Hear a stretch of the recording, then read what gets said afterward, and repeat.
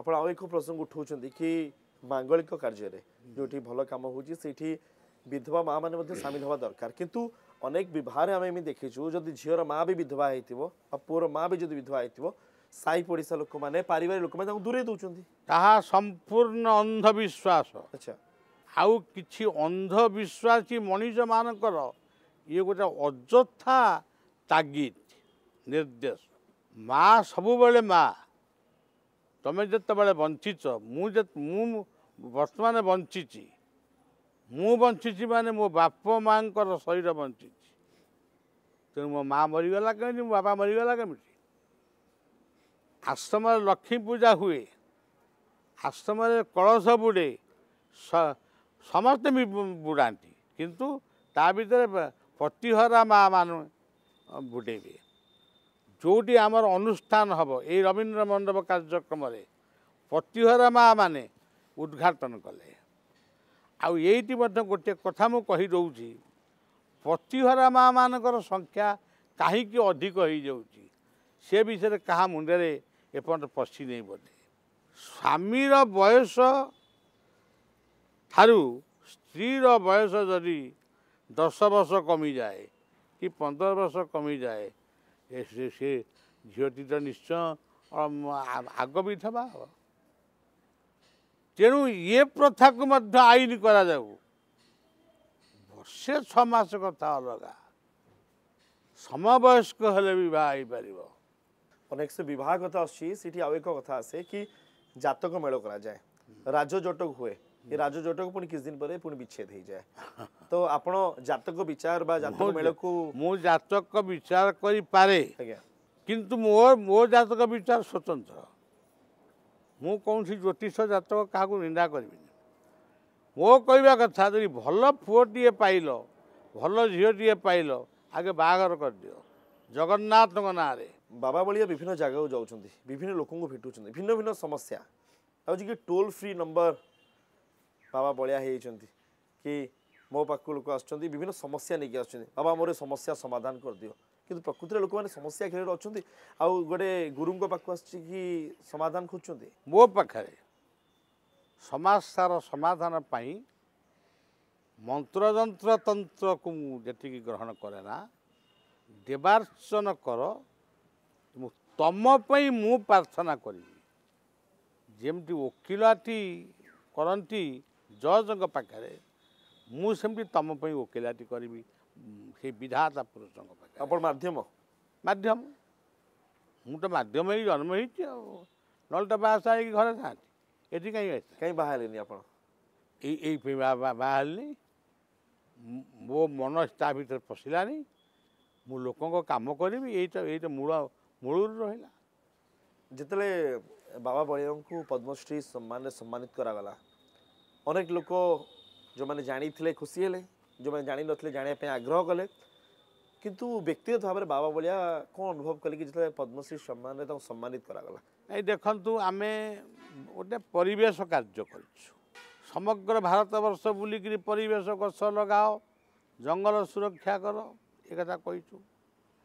ଯେମିତି ବିଧବା ମା ମାନଙ୍କୁ ସମ୍ମାନ ଦିଅ ତାପରେ ଗଣତନ୍ତ୍ରର ସମାବେଶ ଗୋଟେ ବିଶାଳ ଆକାରରେ ଆଶ୍ରମରେ ହେଇଛି ଏବଂ ଭାରତର କେତେଟା ବଡ଼ ବଡ଼ ସିଟିରେ ମୁମ୍ବାଇ ଦିଲ୍ଲୀ ହରିୟାଣା ଏମିତି କେତେଟା ସିଟିରେ ଆମେ କରିଛୁ। ଇଏ ସବୁଯାକ ଖବର ତାଙ୍କ ପାଖରେ ପହଞ୍ଚିଛି ବୋଧେ। ଆମେ ଯାହା କରିବୁ ଭାରତରେ ଯେଉଁ ସରକାର ଥାଆନ୍ତୁ ଆଉ ଓଡ଼ିଶାରେ ଯେଉଁ ସରକାର ଥାଆନ୍ତୁ ଆମେ ସରକାରଙ୍କୁ ନିଶ୍ଚୟ ଜଣେଇବୁ ଆମେ ଏଇଆ କରୁଛୁ।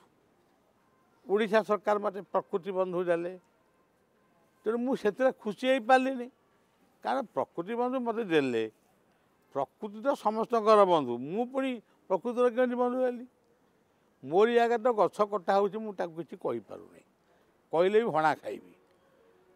ତେଣୁ ମୋର ଏସବୁରେ ସନ୍ତୁଷ୍ଟ କିଛି ନଥିଲା। ତ କହିବା ବନ୍ଦ କରିଦେବେ ନା ସେ କାମ ଚାଲିଛି ବରଂ ଏଇ ଯେଉଁ ପଦ୍ମଶ୍ରୀ ପାଇବା ପରେ ଲୋକମାନେ ଟିକେ ଆଉ ଟିକେ ମୋ ଉପରକୁ ଗୁରୁତ୍ୱ ଆରୋପ କରିଛନ୍ତି କିନ୍ତୁ ମୁଁ ଗର୍ବିତ ହେଇନାହିଁ କି ତା ପାଇଁ ବର୍ତ୍ତମାନ ଭାରତ ସରକାର ମୋଠୁ ତାକୁ ନେଇଯିବେ ତାହେଲେ ବି ମୋ ମନରେ ଦୁଃଖ ନାହିଁ। ବାବା ବଳିଆଙ୍କ ଜୀବନରେ ପରିବର୍ତ୍ତନ ଆସିଛି ପଦ୍ମଶ୍ରୀ ପାଇବା ପରେ? ନା, ମୁଁ ଯାହା ଥିଲି ସେଇଆ। ମୁଁ ଚତୁର୍ଥ ଶ୍ରେଣୀରୁ ପାଠ ପଢ଼ିଲା ବେଳଠାରୁ ମୋର ମାନସିକତା ଯାହା ଥିଲା ଆଜି ବି ସେଇଆ। ସେତେବେଳେ ବି ମୋତେ ଲାଗୁଥିଲା ମୁଁ ଯେମିତି ଗୋଟେ ବୟସ୍କ ଲୋକ, ଆଜି ତ ସହଜେ ବୟସ୍କ ଲୋକ ହେଲେଣି ଆଉ। କିଛି ପରିବର୍ତ୍ତନ ନାହିଁ କିଛି ପରିବର୍ତ୍ତନ କି ମୁଁ ଗୋଟେ ନା ସମ୍ମାନ ପାଇଛି ପଦ୍ମଶ୍ରୀ ସମ୍ମାନ? ନା ନା, ତାହେଲେ ତ ଅଭିମାନକୁ ସୁରାପାର। ଯଦି ଅହଙ୍କାର ଆସିଲା, ମଦ୍ୟ ପିଇ ରାସ୍ତାରେ ଗଡ଼ିବା ଯାହା ସେଇଆ ଆଉ। ଆପଣ ଭିତରେ ଅହଂଭାବ ନାହିଁ? ଜମା ନାହିଁ। କେବେ ଲାଗନ୍ତିନି? ନା ନା, ଆସେ ମୋ ଦେଶ ପାଇଁ ଆସେ, ମୋ ଇତିହାସ ପାଇଁ ଆସେ, ମୋ ଧର୍ମ ପାଇଁ ଆସେ, ମୋ କାମ ପାଇଁ ଆସେ। ତାର ଅର୍ଥ ନୁହେଁ ଗୋଟେ ଗର୍ବ କରିବି, ଏମିତି କରିବି ବା ଗୋଟେ ପୁରସ୍କାର ପାଇବା ପାଇଁ ପୁରସ୍କାର ପାଇବା ପାଇଁ ମୁଁ କେବେ କାମ କରିନାହିଁ। ମୁଁ ଅନେକ ପ୍ରଶଂସାପତ୍ର ପାଇଛି, କିନ୍ତୁ ସେ ଅନିଚ୍ଛା ସତ୍ତ୍ୱେ ନେଇଛି, ତାଙ୍କ ଶ୍ରଦ୍ଧାକୁ ଗ୍ରହଣ କରିଛି। କିନ୍ତୁ ଏଇଆ କଲେ ଗୋଟେ ମୋତେ ଲୋକ ପୁରସ୍କୃତ କରିବେ, ସେ ଭାବନା ନେଇ ମୁଁ କାମ କରେ। ବାବା ବଳିଆଙ୍କୁ ଏବେ କନକ ନ୍ୟୁଜ୍ ମାଧ୍ୟମରେ ଅନେକ ଲୋକ ଦେଖୁଛନ୍ତି, ଜାଣୁଛନ୍ତି, ନୂଆ ନୂଆ କଥା ବି ଜାଣୁଛନ୍ତି। ଯେଉଁମାନେ ଅନ୍ଧବିଶ୍ୱାସର ମାୟାଜାଲରେ ଫସି ଯାଉଛନ୍ତି, କୌଣସି ଉପାୟ ନ ପାଇକି କୌଣସି ବାବାର ଶରଣ ନେଉଛନ୍ତି, ଆଉ ସେଠି କିଏ କହୁଛି ସ୍ପର୍ଶ କରିଦେଲେ କାହାର ଛୁଆ ଜନ୍ମ ହେଇଯିବ, ସ୍ପର୍ଶ କରିଦେଲେ ଚାକିରି ହେଇଯିବ, ଫୁଙ୍କି ଦେଲେ ସବୁ ସମସ୍ୟାର ସମାଧାନ ହେଇଯିବ, ଏ କଥା ଆପଣ ବି ଶୁଣୁଥିବେ ନା? ଜମା ବିଲକୁଲ ଏସବୁ କଥାକୁ ବଳିଆ ବିଶ୍ୱାସ କରେ ନାହିଁ। ତାଳ ପଡ଼ିବାକୁ କାଉ ରାବିବାକୁ ଯେମିତି ଚିକିତ୍ସା କଥା ଅଲଗା, ଆମର ବିଭିନ୍ନ ପ୍ରକାର ସ୍ପର୍ଶ ଚିକିତ୍ସା ବି ଗୋଟିଏ ଅଛି, ହୋମିଓପାଥିକ୍ ଅଛି, ଏଲୋପାଥିକ୍ ଅଛି, ଆୟୁର୍ବେଦିକ ଅଛି, ଫିଜିଓଥେରାପି ଅଛି, ଯୋଗ ବିଜ୍ଞାନ ରହିଛି। ସବୁର କିଛି ନା କିଛି ଗୁଣ ଅଛି। କିନ୍ତୁ ଏମିତି ଯେଉଁ ଗୋଟେ କଥା କହୁଛନ୍ତି, ମୁଁ ତୁମକୁ ଛୁଇଁଦେଲେ ଭଲ ହେଇଯିବ, କିଏ ଗୋଟେ ମୋତେ ଆସି କହିଲା, ଏବେ ଜଣେ କହିଲେ ମୋତେ ଗୋଟେ ଗୋଇଠା ପକାଇଲେ ମୁଁ ଭଲ ହେଇଗଲି।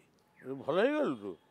ଆଉ ତାହେଲେ ଗୋଇଠା ମାଡ଼ର ମେଡ଼ିକାଲ ଗୋଟେ ଖୋଲିବା ପାଇଁ ସରକାରଙ୍କୁ କହ, ନା କହ ମୁଁ ଭଲ ହେଲି କି ସେଇଖିନିକା ଭଲ ଲାଗିଲା, ତାପରେ ଯେଉଁ କଥାକୁ ସେଇ କଥା। ତେଣୁ ଏସବୁ ଜିନିଷ ଖାଲି ଲୋକମାନଙ୍କର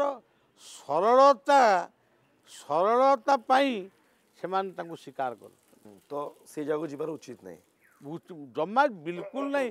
କାହିଁ ଆମର ଭୁବନେଶ୍ୱର ଗୋଟେ କ୍ୟାପିଟାଲ, ଚାରିଆଡ଼େ ମେଡ଼ିକାଲ।